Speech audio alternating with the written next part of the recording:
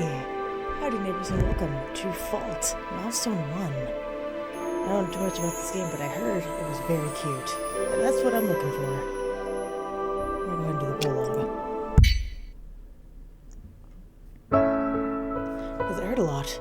As the boy, his eyes clouded with concern. No, the girl answered softly. He is shifting from the night sky above to the boy cradled in her arms below. You're a terrible liar, retorted the boy. His eyes focused on the blood-stained cloth wrapped tightly around his left arm. Pain was the only obvious feeling he knew she was experiencing. The binding, originally stained ruby red with the girl's blood, had discolored into an intense, piercing shade of black. Without proper treatment, the girl could die from massive blood loss. You always came here to watch the stars, right? Asked the boy, relieved to have a moment to converse with the girl. Maybe she'll share a secret or two, the boy hoped. With that faint hope in mind, the boy asked another question. Do you think you could tell me? What do you think about when you look at the stars? The boy asked in anticipation, like a child longing to hear his mother tell him a bedtime story. I wasn't looking at the stars, she answered. The girl was no older than the boy himself, but her words carried such weight, unheard of from one so young.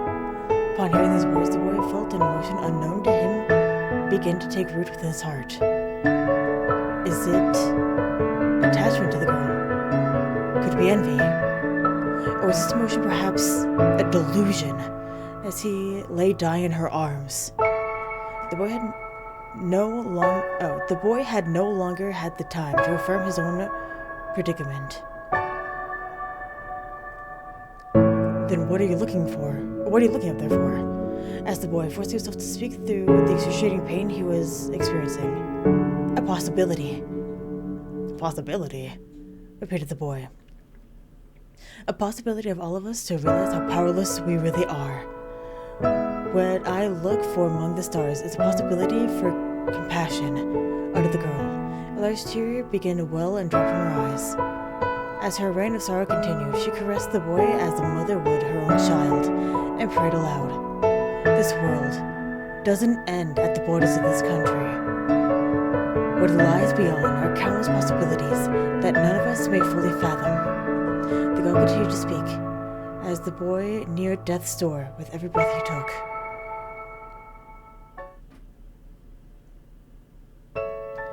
People need to encounter something much bigger than themselves to fully understand. True compassion. This world will understand someday. Just down this vision. Yay! And that's our prologue. Nailed it.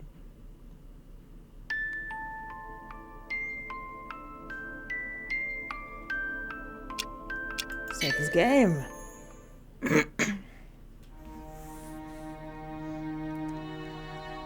In a time of yore, humankind had discovered mana, a naturally occurring energy source that long pulsed throughout the crest of the world. Humankind utilized mana from the land to craft and create any and all. The art of manifesting mana was known as manacraft, and practitioners of the art were known as manacrafters. A hunter could use pyrocraft to kill and cook their catch or quarry. An apothecary would use aquacraft to increase the potency of their healing potions. A carpenter could use theracraft to strengthen the foundation of the home. A farmer could use aerocraft to improve crop output by manipulating the wind. There also existed monocraft, which were hereditary, unique only to certain individuals. The path down. I need to turn this down. Jeez, I'm not for this video so loud.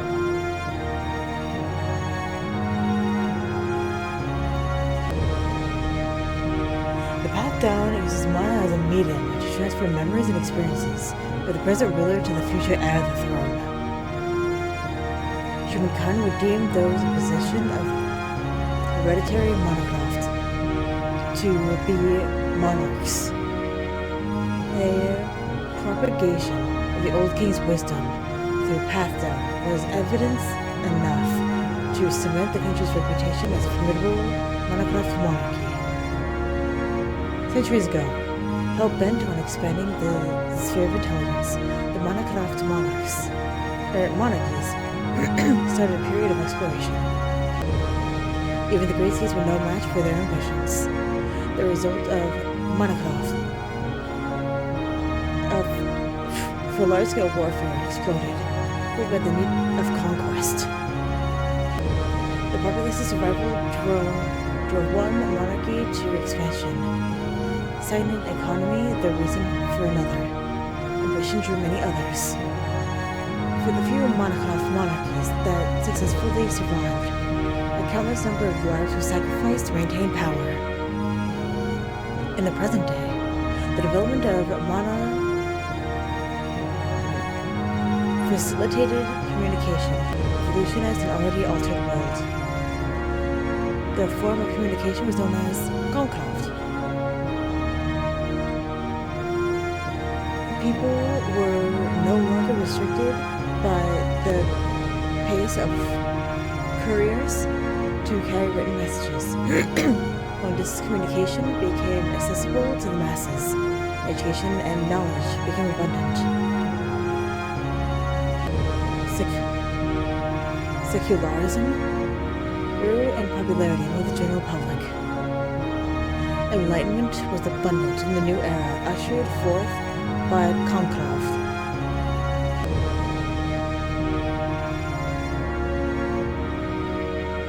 GamesRHard, renowned pacifist kingdom of Sane, and this is gonna be brutal.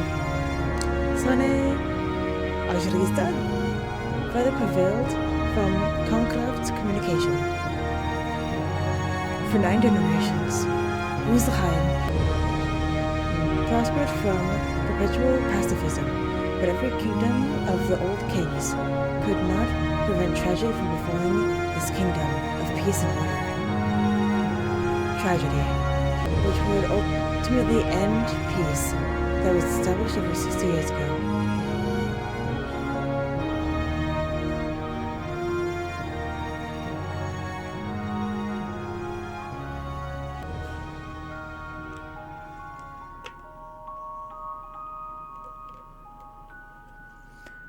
Well, this is cute.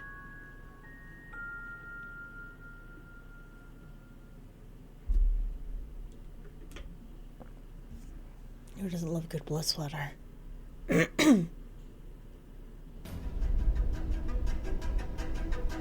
Chapter 1. Galvanize.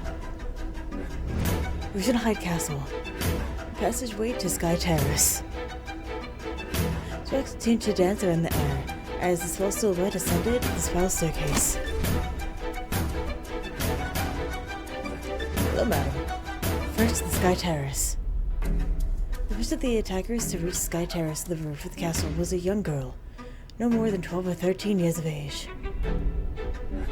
She's nice and bloody, though. That's cool. Good for her, taking what she wants. Flees against the surroundings and gets into a defensive pose. Holding her breath, she surveys the area for a while. According to her prior intelligence, the Sky Terrace is completely deserted, except for one. Pathdown successor of the country of GamesRHard. Sylphine GamesRHard. Show yourself. You know there's nowhere for you to hide now. The girl's shout reverberated throughout the empty terrace. There was no one around, but she maintained her guard.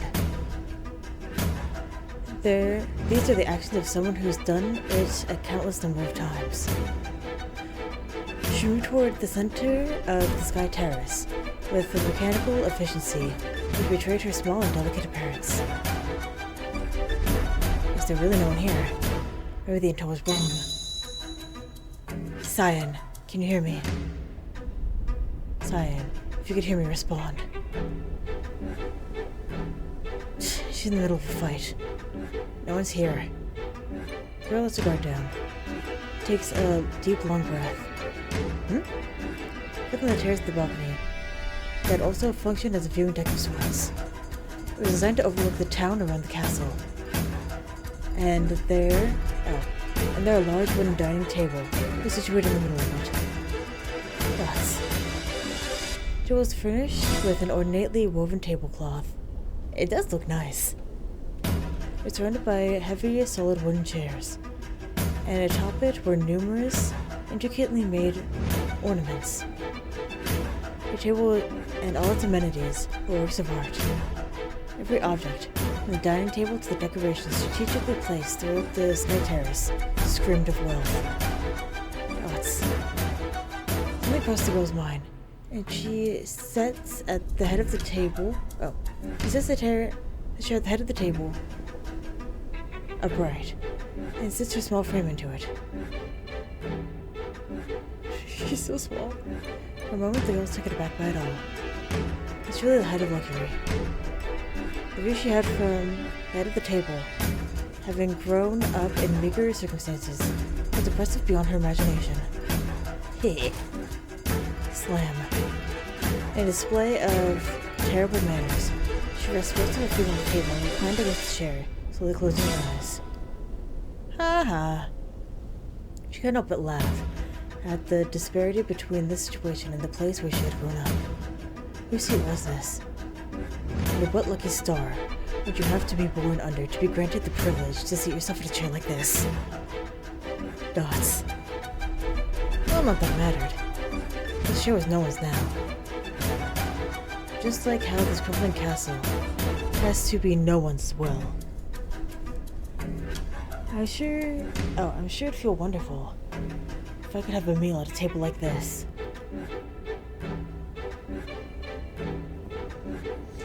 From the balcony created a look upon this town below.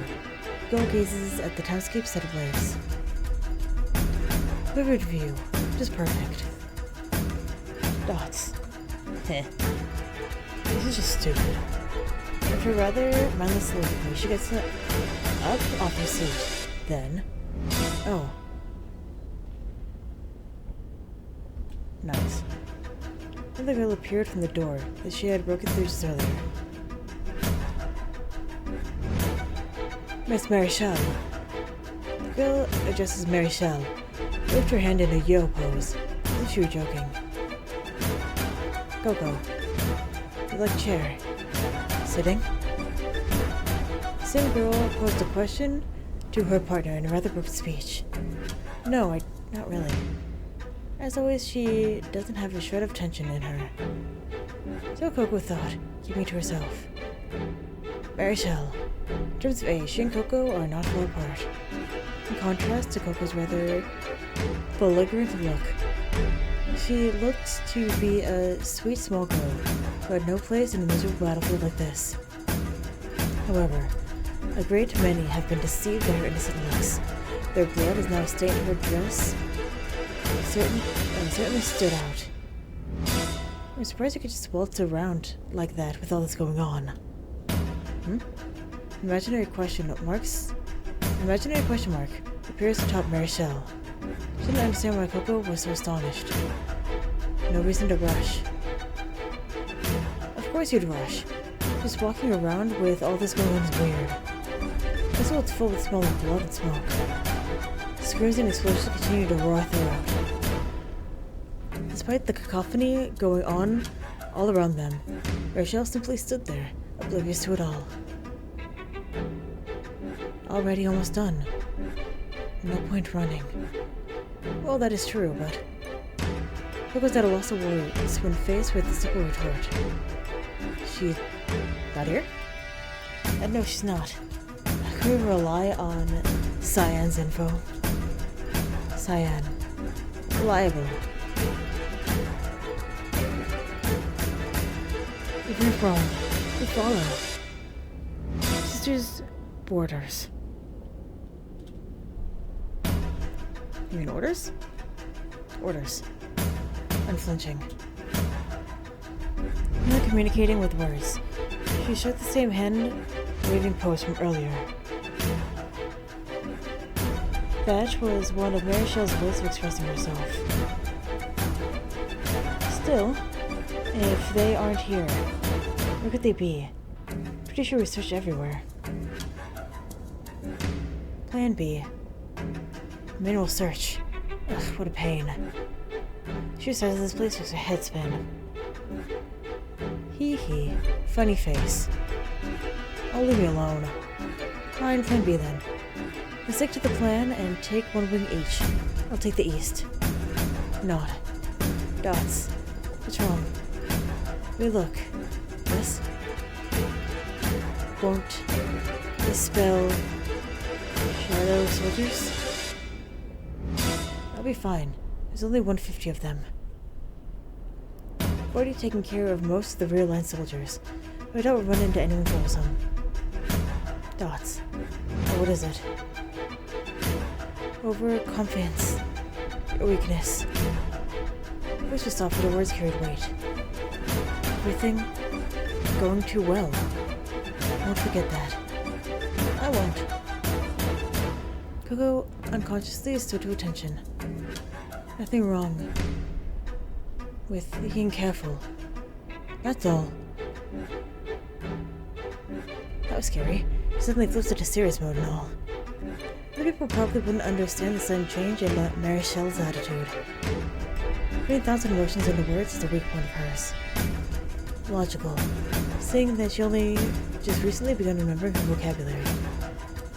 However, even though her vocabulary was lacking, she was in no way unintelligent, or unable to grasp the situation at hand. Coco, being her partner, understood this very well. Cyan! Hello, hello? Coco, can you hear me? Ah, Cyan, yeah, I hear you. How's it going now? You're done fighting. Third floor downwards has all been committed. As long as people don't suddenly start raining down from the sky. No one else should be able to get into the castle. Oh, I'm gonna load of this. Really, the last two guys I just killed. They're just such pushovers. Kinda ruined the moment. Like I'd get more of a thrill from dreaming in an afternoon nap. Coming from someone who personally said she'd just keep guard. Can't really complain if you didn't volunteer to head up to the front lines instead. So how are things going on your end? You know me, huh? Alright, this place is totally empty. We've got some explaining to do here. You sure the princess is in Sky Terrace? Absolutely. She isn't on the balcony. Then she got to be somewhere on the top floor. Look harder, why don't you? Looking around is such a huge pain. It's so tiring. Sure, lazy for someone so young. I don't want to hear that from someone who volunteered to shore up our defense. Quit complaining and just get looking. We're already on the home stretch. Get off your back. Wait though, this whole thing sure was a breeze, huh? GamesRHard's the center of the Alliance and all. Is it supposed to fall this quickly and easily? Well, Miss Molona's planned it out this much. She's even taking part of it. Or Milano's. Whoops. Dots. Let's be honest. It's probably mostly because of the latter than anything else. But, I mean, we all could have gotten this far without the help of the Shadow Soldiers. Dots. And that's not what I mean. Considering Miss Milano, I bet she could probably take down an entire country or two. Dots. If I had to describe her in a single word, it'd be cheer. Got a point. Anyway, I'll go back to committing the entire castle's interior. Good luck with the search. Yeah, see ya. Between Miss Mary Shell and Cyan. Why isn't there anyone who's feeling any more intense than I am? And I've totally lost my drive too. Damn it. Did she finish her call?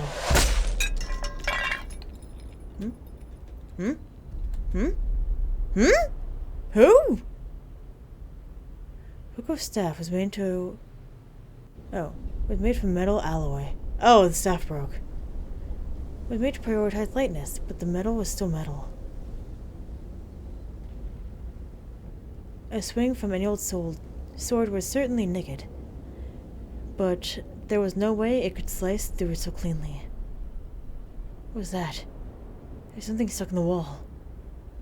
Transparent knife. Blade of ice. Perhaps some kind of illusion using what was it? Crafte? In any case, it doesn't change the fact that there was some kind of unknown threat. Who goes there? Show yourself. Hi. Out of the darkness emerged yet another girl. One of our retainers, perhaps. She's wearing a formal-looking outfit, with her entire body wrapped in a purple cloak. She's kinda cute. However, what first caught Coco's attention was the badge shining brightly on her collar. The badge served as proof for the individual's rank as Crafter. Duel. The title of Dual Crafter is only granted to those who have mastered 2 of the 4 types of mana: Pyro, Aqua, Terra, and Arrow. The girl standing before Coco could not have been more than 20 years of age. She was likely in her late teens. To become a dual crafter at 18-19 years of age is quite a remarkable feat. Retona Reinvasten? She is the last descendant of the Revasta family, who has served as the royal family's guardians for generations upon generation. But Coco had no idea of knowing that. Where'd you come from? What is your objective? Why are you going after Princess Selfina? Ha ha ha ha. Let's get one thing straight here. This attack of ours is completely in our control. Whether you all live or die is up to us to decide. Do you understand? The only thing you can do is stare back at us and answer every question we've got. Oh well, if you want to die, that's another story. Very well. Alright, I think that's how you're dressed. That means you're one of the servants here, right? You happen to know who Selfine is? And what if I do? Serious? Alright, I'll cut you a deal. Tell me where she is and I won't kill you. I see. And if I say no? Well, if you don't tell me, then I'll kill you. I suppose that makes things nice and simple, doesn't it? So that's what you're getting at. You've been trying to make a fool of me this entire time, haven't you? Right now, the way things are going? Are you just so scared that you completely snapped? Getting on my nerves. Talk smack to me one more time and I'm seriously gonna kill you. Princess. It's Princess Selfine, you disrespectful brat. Adona had been trying to play cool and collected, with a slight rage in her eyes. God, I love her. I like her hairpin, too. I don't know what you wish to accomplish by attacking the royal family. To adjust the princess of the country that way shows a complete and utter lack of respect. Such brazen bravery shows that you lack in morals as well. What? Enough talk. Have at you. You will only steer us into conflict regardless. So let me teach you rules of my own. Did you hear a single word I said? Why do you want to fight me at a time like this? Or what? Just because you're a duel, you think you can take anyone on? Are you an idiot? You have absolutely no common sense at all. A title like that doesn't mean squat outside of the Alliance. On guard. Whoa! No, is that glass? A lost sword. You really expect to fight me with one of those? So it is. What of it? I'm nothing but a glass worker. An artisan crafter. You seriously think you can put up a fight with me? Enough, you little brat. You're nothing but talk. I swear, you've called me a brat again and again. Stop treating me like a kid. You're gonna hear what's coming to you. Why is she attacking? She's stalling for time. Well, if I know who you are. But I don't have time to deal with the likes of some stupid artisan crafter. She will continue to go on top of her lungs, not the tip of her staff against the ground. Like a triangle just large enough for a human to appear beneath Ratona's feet. What?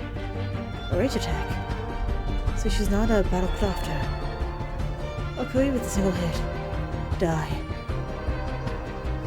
Triangle incineration.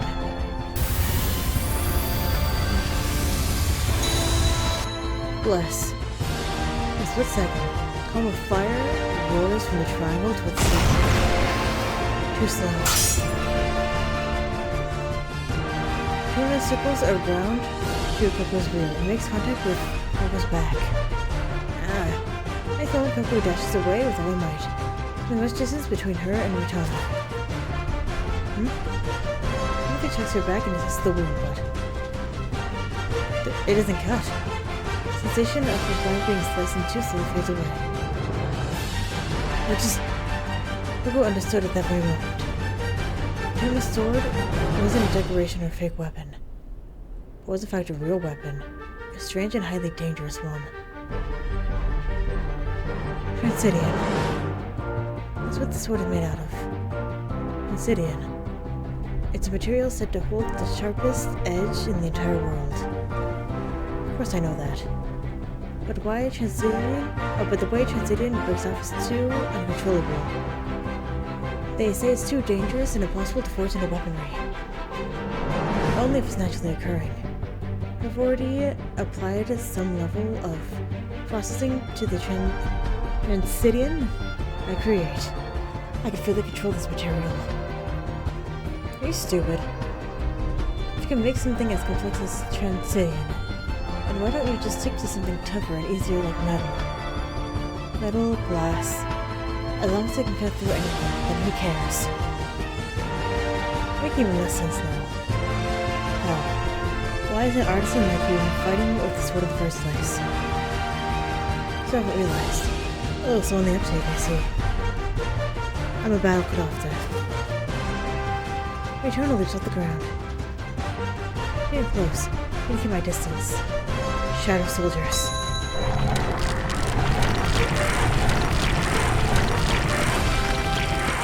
The shadow from the staff stretches. Those silhouettes and soldiers begin to crawl out of the ground. 3 or 4 of them. Suddenly, Ratona was surrounded on all sides.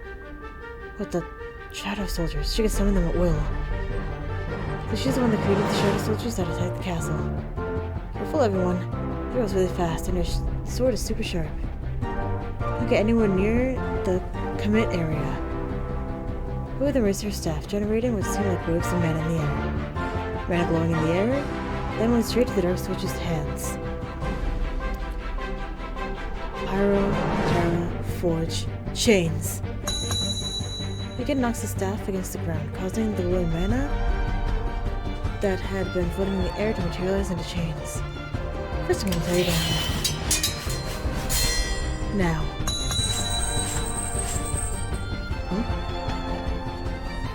Now you're trapped. Your stupid acrobatics. It's the end for you. Coco and the shadow soldiers had Ratona tied in chains, surrounding her. And then, Grandma and incineration. Coco used her staff and the soldiers used their jet black swords. I'll stay at the ground at once. 12 glowing points appeared with light racing across them to draw a large pentagram beneath Ratona's feet. Bless. The light disperses. A triangular burn mark was in the ceiling.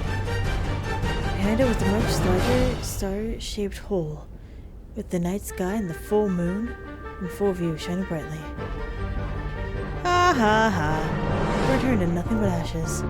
Her soldiers didn't budge a single inch, leaving her perplexed, and she realized. Just so you know, depending on how you handle Transidian, you can even cut through steel. The shadow soldiers are vanishing.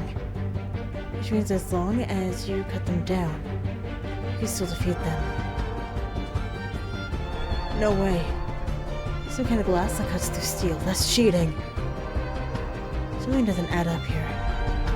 You're not a battle crafter, are you? Triangular and pentagram attacks. Certainly weren't lacking in power. Especially the second one.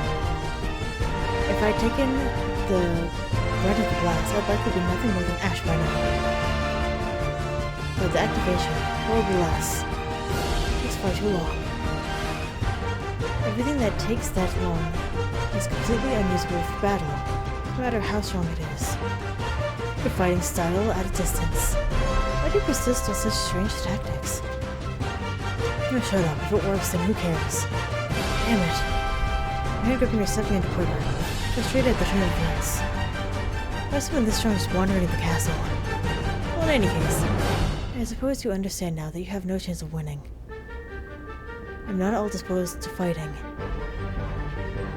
If at all possible, I prefer to settle conflicts with dialogue. But are you going to listen? Feeling the sword slowly fades away. Huh?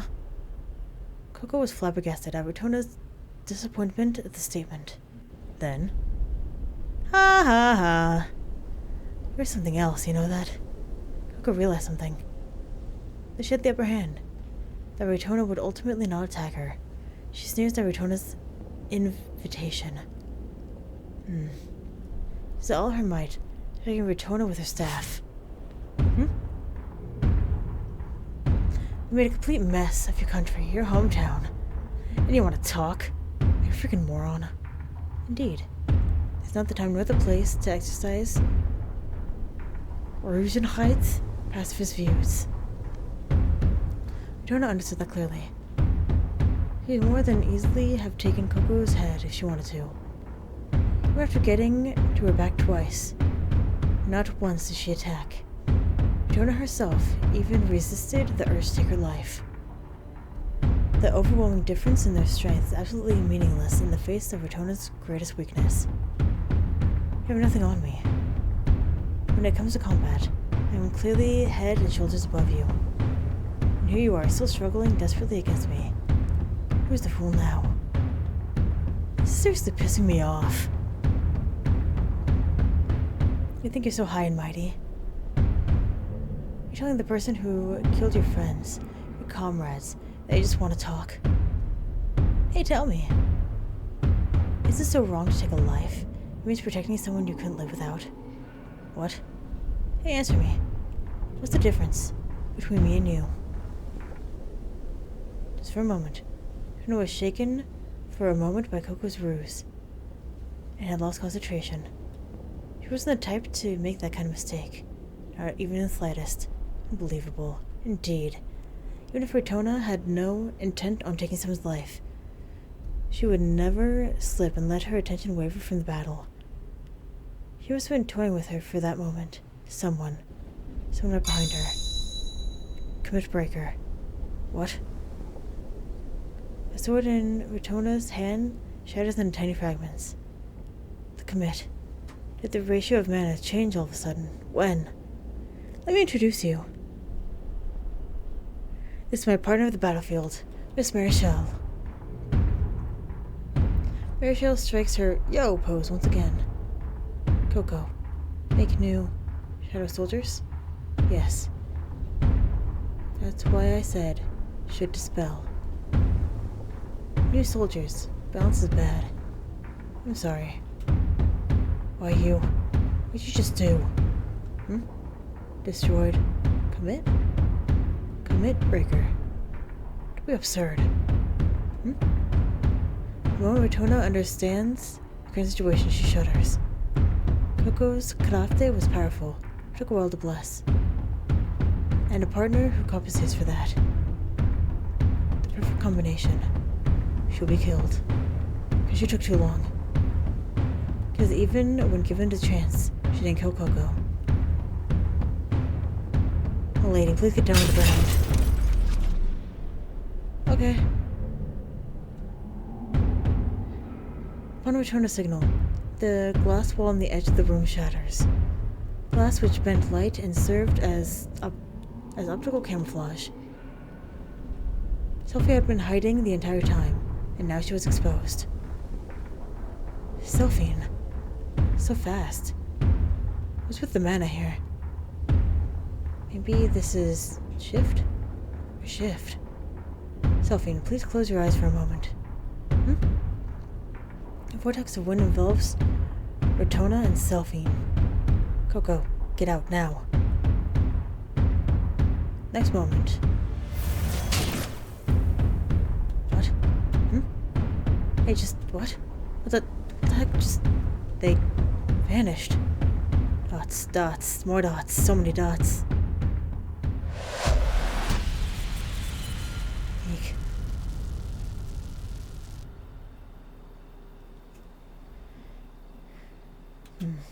Where's this place? It's a forest. This place isn't the rendezvous point. I can't believe it. I actually got out of there. Where are we? Hey, Rotona, what happened back there? Where are we? We're at the castle, everyone. Oh no. Alcomcraft, Mana Line. I was caught at the same time as the attack, so I've been able to contact the Red Line soldiers since. Since they've gotten to the castle, that means... Yes. That having been the late stages of the attack likely means townspeople and soldiers might all be done for now. Oh no. So does this make sense? They weren't aiming for King Vala? Specifically for Princess Sophia. They attacked us when my father was out. I can't believe that happened. They carried to Princess Sophia right during the king's absence. That's right, the fact that the king's not here is a highly guarded secret. Not even the common citizen should know he's out. And they were aiming for Princess Selphine. Does that mean... No, King Vala's already... What do we do? Our Comcraft lines have been cut. We need to find a way to get in contact with our father. No. What proof is there that it really happened? It's just me overthinking things. There's far too many unknowns in that conversation earlier. The only thing I'm certain from is that their intent The only thing I'm certain of from that was their intent to assassinate something. I still want to take a life if it means protecting someone important to you. What did she have meant by that? To lower my guard. No. She didn't seem like she was lying. There's that other girl, Rachel.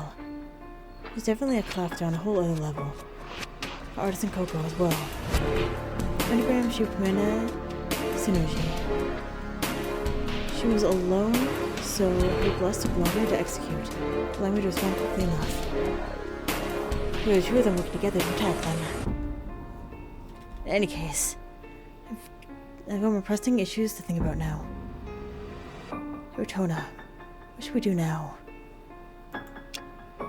With that, I'm gonna go ahead and end this episode here. Okay. So thank you very much for watching, and hopefully I will see you later.